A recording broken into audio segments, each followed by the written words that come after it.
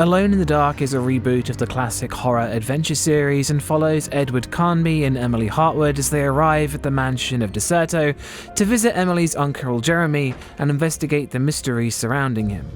The game is available on PC, Xbox Series X and S, and PlayStation 5.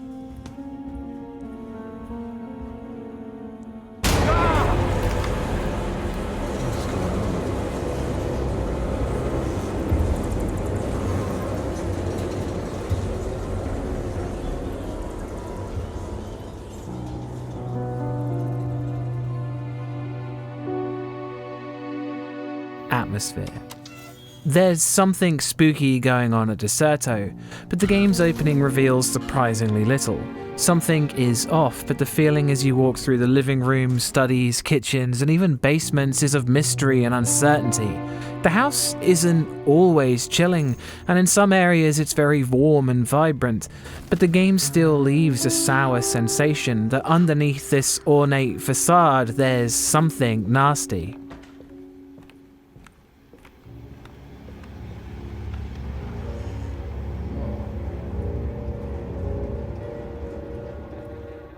As the game goes on, the switching locations lead to more and more unsettling environments, from the eerie, foggy streets of the French Quarter to the dark, heady swamps of Louisiana. And whilst the look of the environments is captivating, the slow jazz soundtrack casts images of an alternate film noir world where the villains are replaced by the unseen and the unknowable. It's uneasy.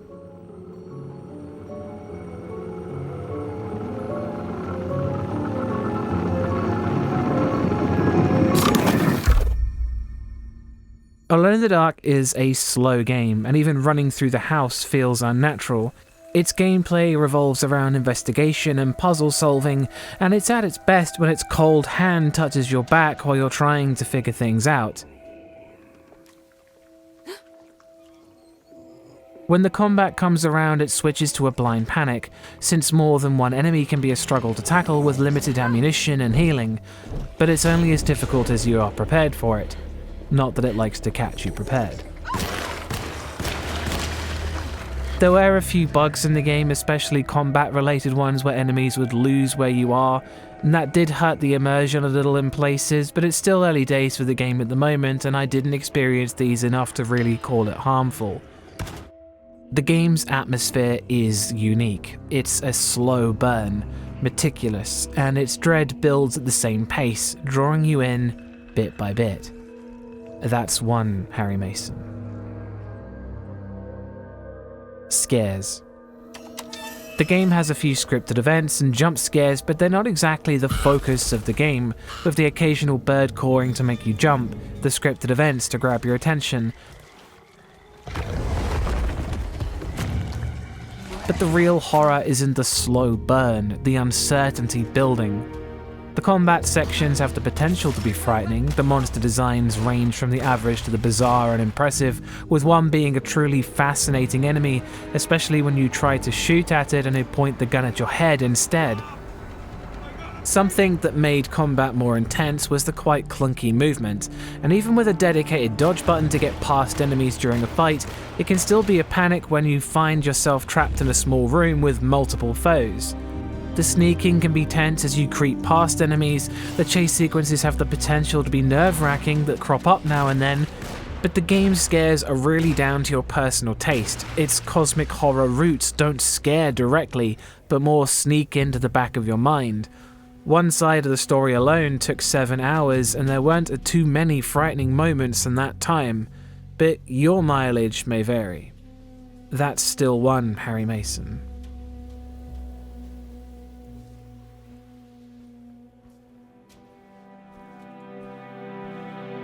Sound design. The soundtrack ranges from brooding strings that give off a sense of uncertainty and sadness to the skulking jazz music that brings back that film noir feel. The game has its darker pieces like the dirge that plays during the swamp and the rattling, jittering combat music that feels like a truck full of instruments are falling about in an earthquake.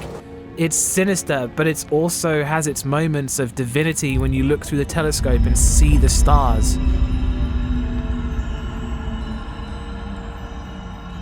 Whoa. The soundtrack is really the highlight of the game, with a saxophone that keeps on returning to make you feel wistful for a time you don't remember, and the chimes that always remind me of the original 1992 game.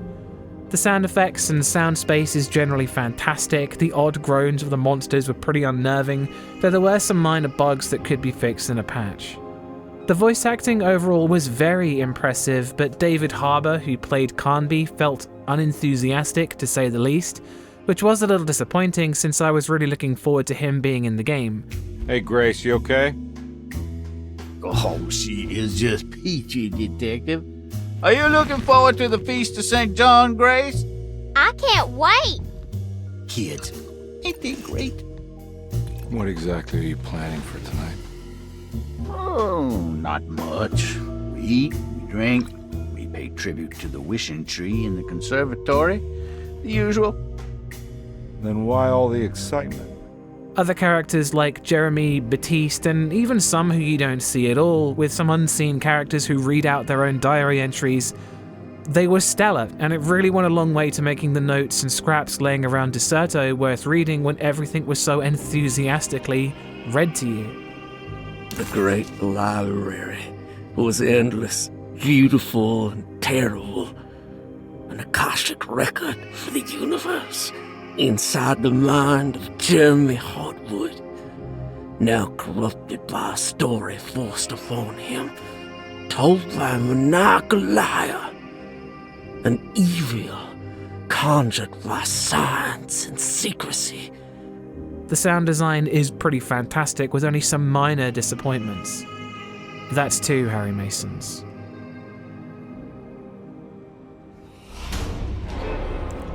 Gore. Alone in the Dark wasn't really focused on gore.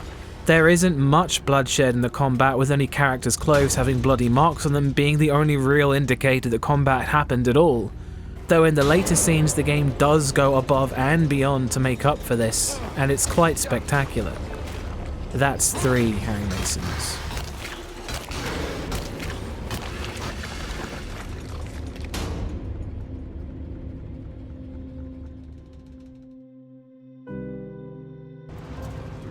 Story. Emily Hartwood and private investigator Edward Carnby travel to Louisiana to the mansion of Decerto to investigate a letter Emily received from her uncle Jeremy, who believes that all the staff at Decerto are part of a cult that are out to get him. When they arrive, he's missing, which only makes them more suspicious. The story varies depending on which character you decide to play as, with Carnby having more of an outside view when it comes to the cutscene interactions with certain characters involving the main story. He has his own personal stake in things that arrives later, but Emily has more to do with the reason they arrived. The story itself is fascinating, incorporating so many things from voodoo folklore to cosmic horror and psychological manifestations, with even journeys into Egyptian crypts being on the menu. It can be a little obtuse in places, with everyone clearly hiding something to some degree, and the full story only really feeling like it's made sense after you've played both characters. They do share a lot of diary entries, which, as I said earlier, are fun to listen to, even if some of them don't feel that relevant. The story does require a lot of time and effort to be rewarding, but it is still engaging and interesting, making the final score 4 out of 5 Harry Masons. This is a surprisingly good game and really decent reboot to the series that stays true to its origins, disregarding nearly everything that came before it whilst also having references to the other games. I really enjoyed playing it, and luckily even on PC, the game played fine.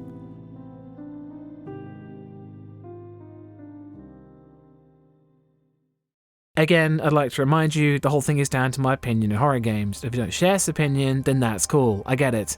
I'd like to point out that whilst I saved Jeremy, how much I saved is questionable, and I hope you do better. There will always be more horror reviews in the pipeline, and thanks for watching. And always go check out Bumps in the Middle of the Night. Peace.